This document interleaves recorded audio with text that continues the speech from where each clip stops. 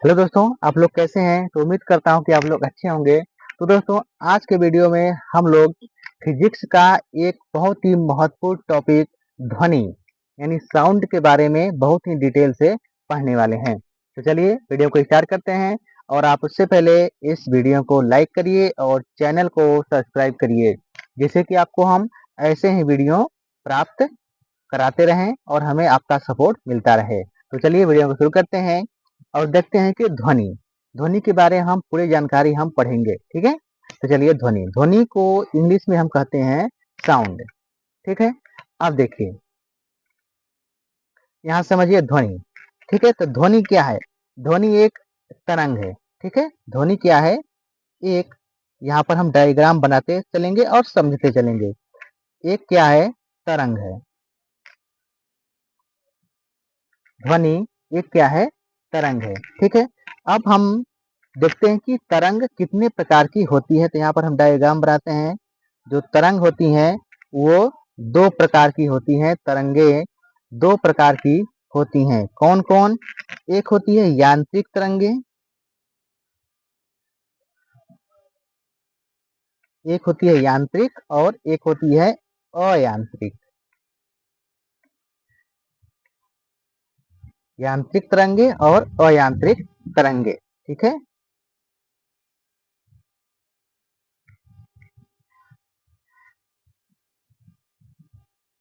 ये हो गया। ध्वनि क्या है? एक तरंग है। तरंग दो प्रकार की होती हैं, यांत्रिक और अयांत्रिक। अब देखते हैं कि यांत्रिक तरंगे किसको कहते हैं और अयांत्रिक तरंगे किसको कहते हैं। तो समझिए, देखिए यांत्रिक तरंगे हम उसको कहते हैं, यांत्रिक तरंगे ये उसको कहते हैं जिसको क्या होती है, चलने की, यांत्रिक तरंगों को चलने के लिए माध्यम की आवश्यकता होती है। ठीक है, ये हो गया क्या? इसको चलने के लिए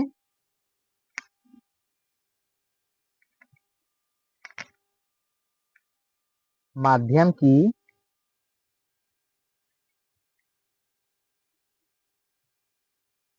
की आवश्यकता होती है। ठीक है, माध्यम की आवश्यकता होती है। इसको क्या होती है? माध्यम की आवश्यकता नहीं होती है।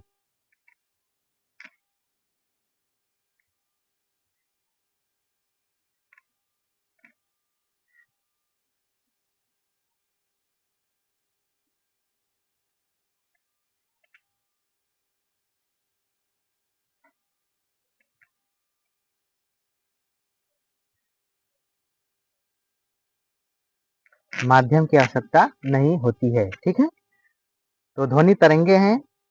अब आगे चलिए, इसको हम बाद में रिपीट करेंगे। माध्यम की आवश्यकता होती है, यहाँ पर माध्यम की आवश्यकता नहीं होती है।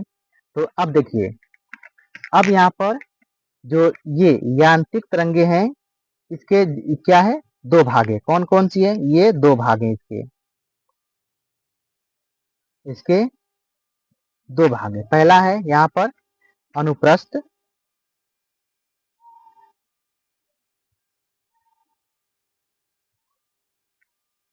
अनुप्रस्थ अनुप्रस्थ तरंगे, और यहाँ पर है अनुदैर्ध्य,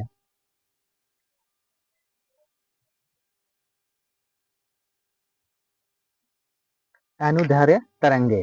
ठीक है, ये हो गया। और देखिए यहाँ पर जैसे माध्यम की आवश्यकता नहीं होती, जैसे जैसे में ये क्या हो जाएगा, जैसे होती है आ, अल्फा किरणें, बीटा किरणें और गामा किरणें, एक्सरे किरणें। ये क्या है? X ray. इसको चलने के माध्यम की आवश्यकता नहीं होती है। ठीक, अब हमको पढ़ना है यांत्रिक तरंगे। तो ये हो गया, दो प्रकार की होती है, अनुप्रस्थ और अनुदैर्ध्य। अब यहाँ पर अनुप्रस्थ में क्या आएगा? अनुप्रस्थ क्या होगी? जैसे प्रकाश। प्रकाश क्या है? अनुप्रस्थ तरंगे हैं। और अनुदैर्ध्य में ध्वनि। तो आपसे पूछे कि ध्वनि कैसी तरंगे हैं, तो ध्वनि अनुदैर्ध्य तरंगे हैं। ठीक है, ये हो गया। अब देखिए ध्वनि, इसको समझते हैं। यहाँ पर अनुप्रस्थ तरंगे, अनुप्रस्थ तरंगों को चलने के लिए यहाँ पर किसमें चल सकती हैं?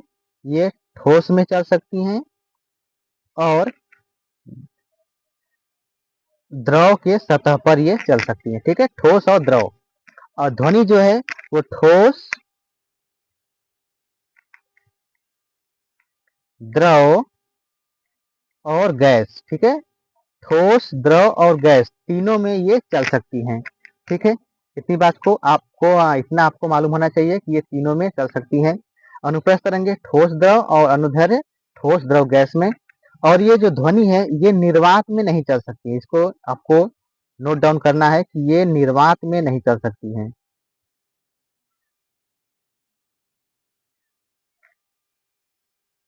निर्वात में गमन नहीं करती हैं। ठीक है, ये निर्वात में गमन नहीं करती हैं। ये हो गया। अब आगे देखते हैं। अब यहाँ पर देखिए आगे, तो यहाँ पर तरंगों को 3 भागों में बांटा गया है। ठीक है, ध्वनि तरंगों को 3 भागों में बांटा गया है उनके आवृत्ति के आधार पर। यहाँ पर आवृत्ति के आधार पर, आवृत्ति के आधार पर। ठीक है, आवृत्ति के आधार पर तरंगों को 3 भागों में बांटा गया है। अब देखिए कौन कौन सा। तो पहला है, जो पहला है वो आपका है, यहाँ पे लिख दे रहे हैं पहला। पहला क्या है? अपश्रव्य।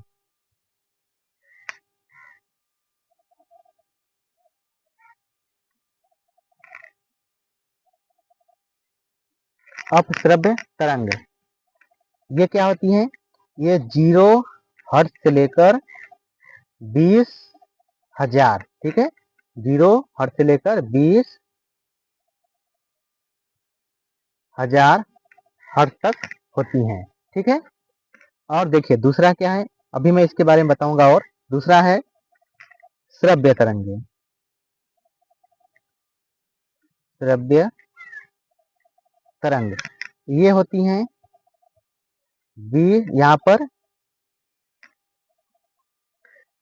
यहाँ पर दोस्तों अपश्रव्य तरंगे 0 से लेकर 20,000 20 हर्ट्ज तक होती है। ठीक है, ये लिखने में गलती हो गया है। यहाँ पर क्या होती है? अपश्रव्य तरंग 0 हर्ट्ज से लेकर 20 हर्ट्ज तक होती हैं। ठीक है, ये आपको याद रखना है, 20 हर्ट्ज तक होती हैं। अब श्रव्य तरंगे होती हैं कितना? 20 हर्ट्ज से लेकर 20,000 हर्ट्ज तक ये होती हैं। अब देखिए तीसरा, तीसरा है पराश्रव्य।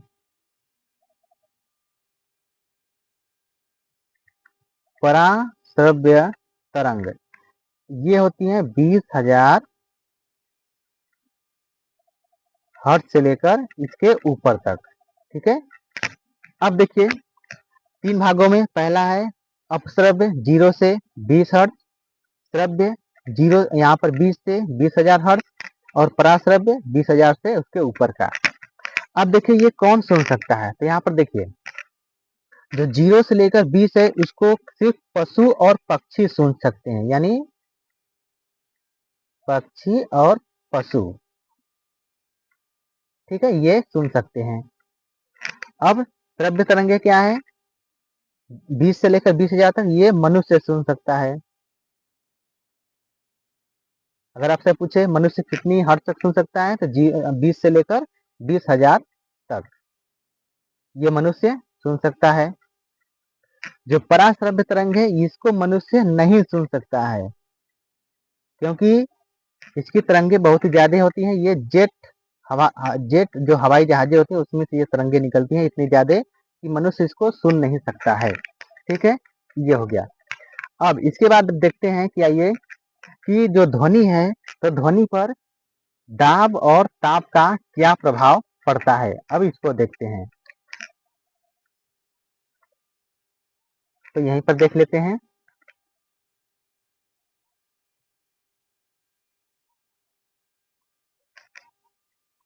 ध्वनि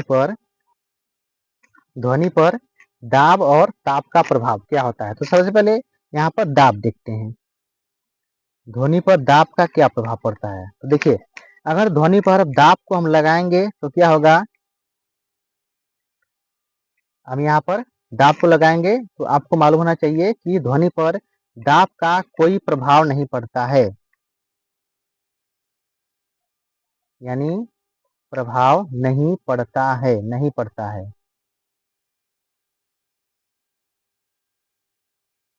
नहीं पड़ता है। तो इसके बाद देखते हैं यहाँ पर, ये है ध्वनि के लक्षण। तो तीव्रता, तीव्रता के कारण ध्वनि हमें तीव्र सुनाई देता है। दूसरा है तारत्व के कारण ध्वनि हमें मोटी या पतली या तीक्ष्ण सुनाई देगी। तो समझिए, एग्जाम्पल के जरिए समझिए यहाँ पर, जैसे शेर और मच्छर दोनों एक साथ बोल रहे हैं। तो देखिए, जो शेर है, शेर का तारत्व क्या होता है, शेर का तारत्व कम होता है, शेर का तारत्व कम होता है, इसलिए शेर की आवाज हमें मोटी सुनाई देती है, दूर तक सुनाई देती है। ठीक है। और जो मच्छर है, उसकी आवाज का तारत्व अधिक होता है, तारत्व अधिक होता है, इसलिए मच्छर का आवाज हमें पतली और तीक्ष्ण सुनाई देती है। ठीक है। मच्छर की आवाज किसको पसंद है, कमेंट बॉक्स में बताएं कि मच्छर जब बोलता है तो किसको अच्छा लगता है, किसी को नहीं, इसलिए उसका तारत्व अधिक होता है, उसने उसकी आवाज हमें तीक्ष्ण सुनाई देती है, हमें कानों को पसंद नहीं होती है। तो कहने का अर्थ है तारत्व के कारण हमें ध्वनि मोटी या पतली या तीक्ष्ण सुनाई देती है। जैसे शेर का कम है तो मोटी सुनाई देगी, मच्छर का तारत्व अधिक है तो वो कितना, यहाँ पर ये पतला या फिर तीक्ष्ण सुनाई देगी। ठीक है। उसी तरह समझिए, जैसे यहाँ पर मनुष्य,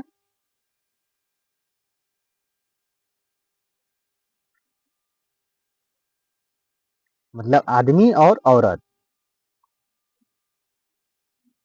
आदमी और औरत। ठीक है। तो आदमी में क्या होता है, आदमी का तारत्व कम होता है, इसलिए उनकी आवाजें मोटी होती है, और औरत का जो तारत्व है वो अधिक होता है,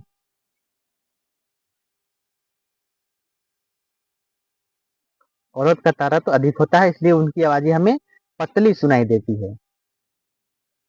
ठीक है। तो ये हो गया। अब आगे देखते हैं, एक और है डॉपलर प्रभाव, इसको समझते हैं।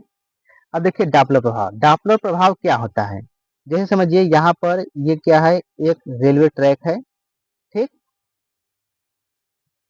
ये है रेलवे ट्रैक, और यहाँ पर एक आदमी खड़ा है। ठीक है, यहाँ पर एक आदमी खड़ा है, और यहाँ से कोई रेलगाड़ी आ रही है। ठीक है, इस तरह से हॉर्न बजाते हुए आ रही है। तो देखिए क्या होगा, जैसे जैसे यह रेलगाड़ी आदमी के नजदीक आएगी, इसको हॉर्न अधिक सुनाई देता जाएगा। ठीक है, अगर इसके पास आ जाएगी तो यहाँ पर हॉर्न उसको बहुत ही अधिक सुनाई देगा, अधिक सुनाई देगा। और जैसे जैसे यह रेलगाड़ी इस आदमी से दूर जाएगी, उसी दूर जाएगी, तब उस रेलगाड़ी की आवाज उसको कम सुनाई देगा, मतलब कम सुनाई देता जाएगा। एक समय ऐसा आ जाएगा कि उसकी आवाज इसको सुनाई नहीं देगी। इसी को कहते हैं डॉपलर प्रभाव, इसी को कहते हैं डॉपलर प्रभाव। ठीक है, उम्मीद करता हूँ कि ध्वनि वाला चैप्टर आपको अच्छे से समझ में आ गया होगा। तो चलिए, अगले वीडियो में फिर मिलते हैं ऐसे ही किसी नए टॉपिक के साथ। तो जल्दी से हमें सब्सक्राइब करें और वीडियो को लाइक कर दें, जिससे कि आपका हमें सपोर्ट प्राप्त होता रहे।